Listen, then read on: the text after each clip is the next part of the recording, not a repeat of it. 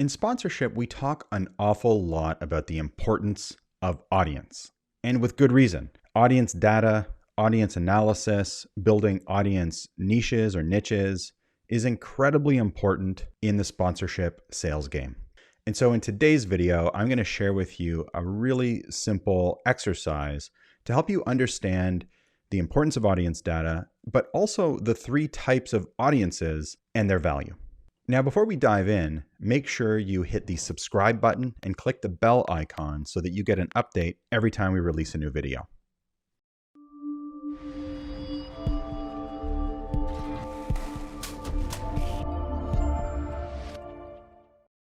The idea for this video came to me while I was driving, and the sunlight came in through the window and must have bounced off of something, and it broke the light into a rainbow, basically. And so it got me thinking about when I was a kid in science class and we'd flash a light into a prism, and the light would get broken into all the different colors of the spectrum. And of course, my mind immediately went to sponsorship. So let me show you what I mean. So here's what most people think is important in sponsorship when it comes to audience. We think it's all about the numbers, the raw numbers. So we have our fans, audience, you have your database, you have your social media. Basically, what people are trying to do is get a number as big as possible. And they believe, it's based on the belief that your sponsors, that brands are only interested in these giant vanity metrics.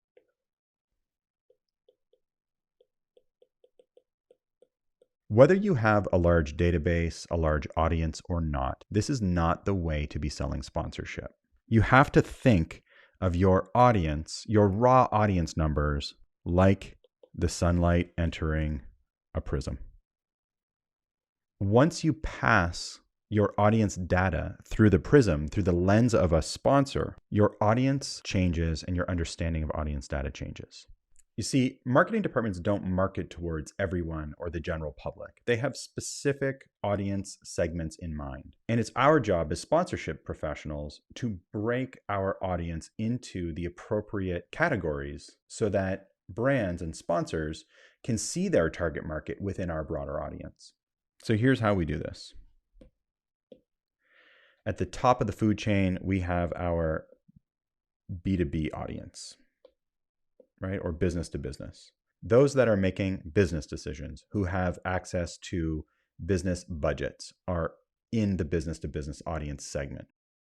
In my experience, this is the most valuable audience niche or niche. Then you've got your VIP audience, your wealthy people, your upper middle class folks. Also, though, you have way down here, your Gen Pop.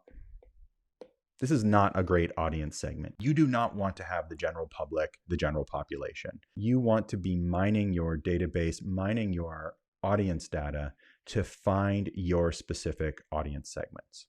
So I talk a lot about the 40-year-old high net worth moms who live in the suburbs and drive Lexus or BMW.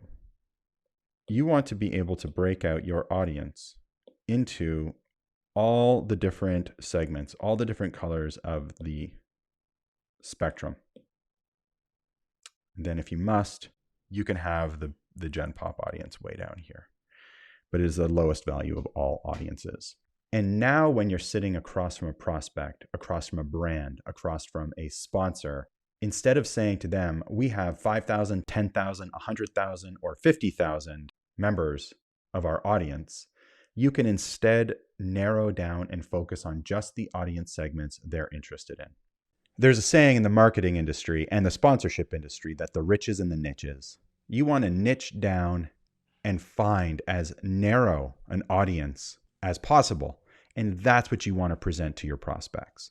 I know how tempting it can be to focus on those big numbers and vanity metrics, but it can also be really discouraging. We tell ourselves we don't have an opportunity because we don't have 50,000 people in our database. Well, I'm going to tell you that the biggest sponsorship deals I have worked on, bar none, were in front of the smallest but most well-defined audiences that I've ever worked on. The bigger the audience, the lower the value per impression, per eyeball, per person.